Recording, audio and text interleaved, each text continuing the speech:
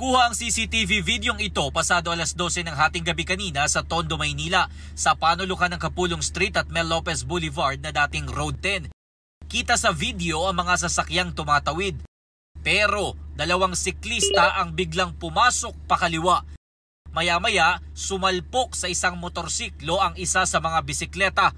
Muntik ding tamaan ang ilang residenteng tumawid.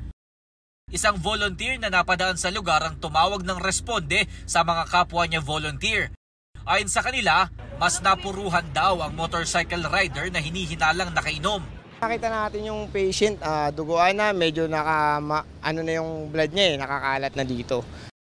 Nagtamo naman ang mga gasgas sa iba't ibang bahagi ng katawan ng babaeng siklista. Pagkarating ng mga tauhan ng Manila Disaster Risk Reduction and Management Office, agad din silang ginamitan ng mga stretcher para maisakay sa ambulansya. Ayon sa barangay, accident-prone area talaga ang lugar. Lalo sa gabi kasi madilim po yung kalsada. Kaya ingat lang po para walang disgrasyang mangyari.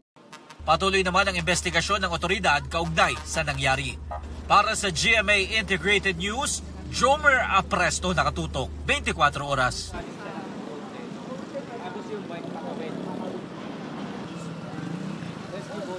Mga kapuso, patuloy na tumutok sa mga balita. Mag-subscribe sa GMA Integrated News sa YouTube. Sa mga kapuso abroad, samahan niyo kami sa GMA Pinoy TV at www.gmanews.tv.